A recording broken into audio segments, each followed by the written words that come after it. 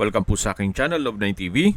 Nandito po tayo ngayon sa isang exclusive subdivision dito sa Tagaytay kung saan kumpleto din po ang amenities gaya ng clubhouse, park and playground, swimming pool, basketball court, jogging path, 24-hour security at marami pong iba.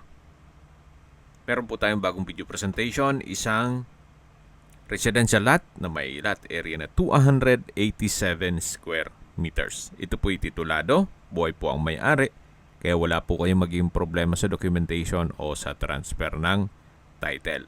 Patag na patag po ang lupa, kaya usable po lahat. At ito po ay nasa main road. Malapad po ang daan. Yan po, tunghayin niyo po itong napagandang property kung saan napakatahimik po ng lugar, sariwang hangin, at malamig po ang klima. Ito po yung nasa mataas na lugar. Ang estimated elevation above sea level ay 1,998 feet. Kung hanap nyo po ay isang secured subdivision at kumpleto pa ang amenities at tituladong lupa, ito na po yung hinahanap nyo. Maganda pong magpa-construct kayo dito ng inyong bahay bakasyonan o di kaya'y retirement house ninyo. Ang full video presentation po ay mapapanood nyo sa aking main YouTube channel na Love9 TV Official.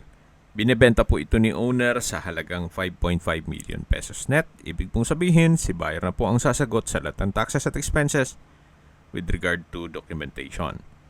Kung may mga katanungan po kayo o gusto magpaset ng tripping dito sa property na to, tawag lang po kayo sa aking numero.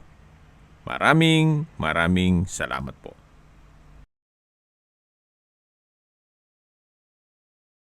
Welcome po sa aking channel, Love9 TV.